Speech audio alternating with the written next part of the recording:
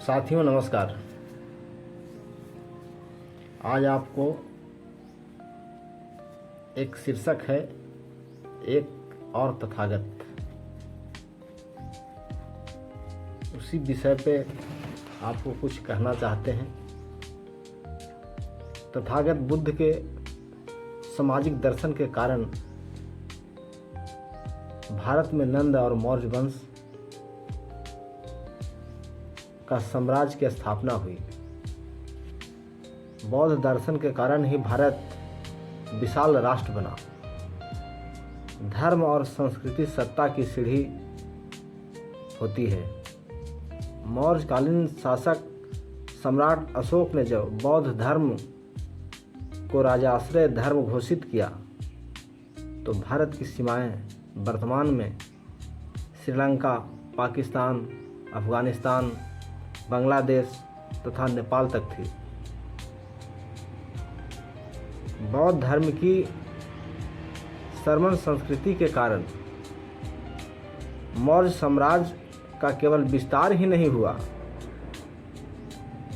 बल्कि मौर्य काल लंबी अवधि तक सत्ता पर अपना आधिपत्य बनाए रखा। कलिंग युद्ध के पश्चात सम्राट अशोक ने तथागत बुद्ध की समता, ममता, करुणा और मैत्री की धारणा को अंगीकृत किया। जब अंगीकृत किया तो इसका फलस्वरूप तथागत बुद्ध की धम्म एवं संस्कृति धारण की मौर्यकालीन भारत समाज शासक बन गया। मूल निवासी बहुजनों के समाज जीवन में प्रस्थापित चातुर्वर्णीय वैदिक व्यवस्था मौर्यकालीन भारत में कमजोर पड़ गई। आज ब्राह्मणों को भी श्रम करने के लिए मजबूर होना पड़ा, जो उन्हें बर्दाश्त नहीं था। फलतः मौर्यकालीन भारत अंतिम साम्राज्य राजा बृहदर्थ की हत्या उसी के ब्राह्मण सेनापति पुष्यमित्र शुंग, जो राजा बृहदत्त का सेनापति था, उसने ही राजा बृहदत्त की हत्या कर दिया। आर्यों का वंशज पुष्यमित्र शुंग अपने पूर्वजों के पद चिन्हों पर चलकर मूल निवासी बहुजनों और मूल निवासी समाज के में भय का वातावरण पैदा करने के लिए बौद्ध भिक्षुओं का कत्लेआम कराया। आज ब्राह्मणों की चातुर्वर्णीय व्यवस्था के शूद्र जो भारत के मूल निवासी थे, उनकी भारी भरकम जनसंख्या को देखते हुए आज ब्राह्मणों ने उसका खिलाफत करने के लिए उनके शूद्र वर्ण को जातियों में विभाजित कर दिया। जातियों में विभाजित शूद्रों को नियंत्रण में रखने के लिए रामायण, महाभारत, गीता, पुराणों तथा स्मृति ग्रंथों की रचनाएं की। इन्हें धर्म ग्रंथ अथवा धर्मशास्त्र नाम दिया। स्मृति ग्रंथों में मनु स्मृति को उन्होंने दंड संहिता का स्वरूप प्रदान किया। इन्हीं धर्म ग्रंथों की धारणाओं के कारण भारत में भागवाद, पुनर्जन्म, अंधविश्वास, पाखंड, चमत्कार, आत्मा परमात्मा का प्रादुर्भाव हुआ। इन्हीं धर्म ग्रंथों की धार्मिक परंपराओं ने मूल निवासी बहुजनों को सामाजिक गुलाम बना दिया। मानसिक गुलामी में धकेल दिया। भौतिक गुलामी में मनुष्य के हाथ में हथकड़ी और पैर में बेड़ी होती है, किंतु मानसिक गुलाम के हाथ में हथकड़ी और पैर में बेड़ी की जरूरत नहीं पड़ती। जिसका दिमाग किसी व्यक्ति अथवा व्यवस्था के नियंत्रण में होता है, उसका पूरा शरीर ही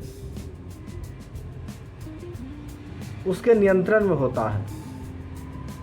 आर्य ब्राह्मणों ने वैदिक बदमाशी के मूल निवासियों में भय तथा वैदिक बौद्धिक षड्यंत्र रचकर तथाकथित धर्मशास्त्रों की रचनाएं कर उनमें भ्रम निर्माण करने का सफल प्रयास किया।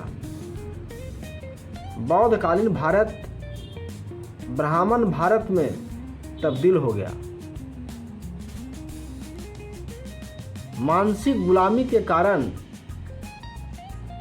मूल निवासी बहुजन समाज के लोग अधर्म को धर्म समझने लगे और उन्हें ही अपने समाज जीवन का अंग बना लिया। अब कबीर के जन्म से 800 वर्ष पूर्व भारत पर मुस्लिम आक्रांताओं का आधिपत्य हो गया था। ब्राह्मण धर्म से पीड़ित मूल निवासियों ने मानवीय मूल्यों पर आधारित इस्लाम को ग्रहण करना शुरू कर दिया। मूल निवासी बहुजनों ने धर्मांतरण तो अवश्य किया, किंतु उसका मनांतरण नहीं हुआ। ब्राह्मण धर्म के जाति के दर्शन लेकर वे इस्लाम एवं अन्य धर्मों में गए। ब्राह्मणी मूल्यों को वे मंदिर से ले जाकर मस्जिद, गुरुद्वारे तथा चर्चों में डाल दिया। ब्राह्मण धर्म की धार्मिक धारणाओं ने इस्लाम सहित सभी धर्मों को प्रदूषित कर दिया। ब्राह्मण धर्म की रक्षा के लिए आर्य ब्राह्मणों ने भी धर्मांतरण कर इस्लाम व अन्य धर्मों में गए, जहां वे शेख पठान बनकर बैठ गए और ब्राह्मणी संस्कृति के रक्षार्थ द्विजातियों ने अपनी बहन बेटी मुगल शासकों के साथ ब्याह दी। आर्य ब्राह्मणों का ब्राह्मण धर्म और तथागत बुद्ध के मानव धर्म का संघर्ष लंबी अवधि तक जारी रहा। इन्हीं दोनों संस्कृतियों के संघर्ष के बीच एक और तथागत कबीर का जन्म हुआ, जिसने दोनों संस्कृतियों का अध्ययन अपने अनुभव एवं अनुभूति से कर मानवीय मूल्यों पर आधारित तथागत बुद्ध की श्रमण संस्कृति को अंगीकृत कर उसके मध्यम मार्ग को अपनाया। कबीर ने आर्य ब्राह्मणी मूल्यों पर तमाम सवाल खड़ा किए कि मूल निवासी बहुजन समाज के लोग अमानवीय मूल्यों को नकार कर अपने समान जीवन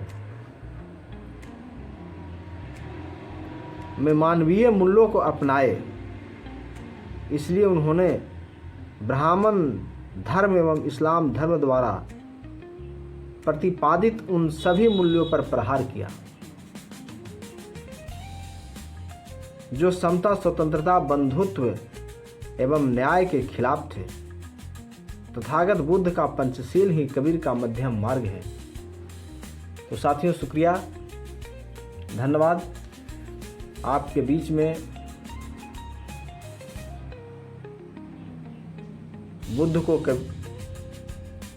बुद्ध ही कबीर के रूप में यहाँ अपनी बात को रखे।